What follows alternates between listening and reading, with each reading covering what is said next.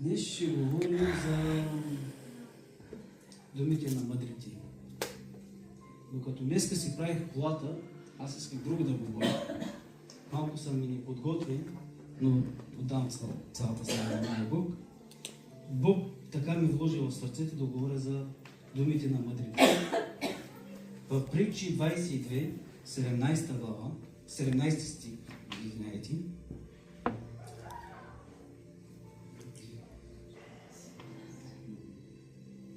да.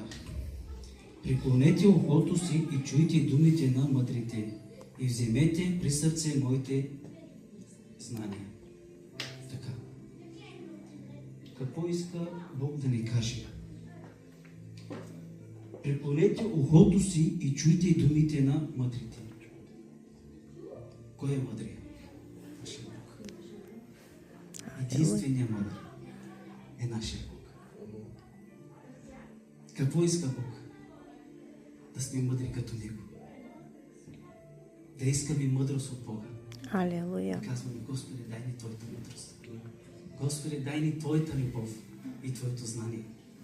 Да бъдем смирени като Тебе. И вземете при сърце моите знания. Кои са знанията на нашия Бог? Ето. Бог не ги остави на земята.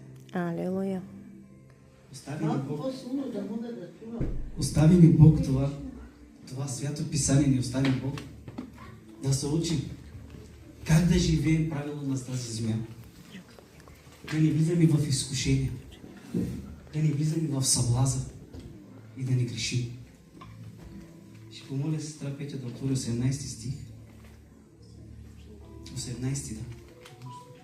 Защото е приятно да ги пазиш вътре в себе си и да бъде всякога готови върху устните ти. Какво казва нашия Бог? Защото е приятно да ги пазиш вътре в себе си. Какво иска Бог да пази? Бог ни остави 10 заповеди тук на земята. На Адам и Ева само една заповед остави. На нас ни остави 10. Амин.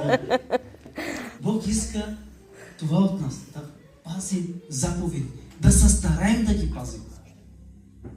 Айде, всичките не може да ги пазим, но една част да ги пазим. И да бъдат всякога готови върху устните ни.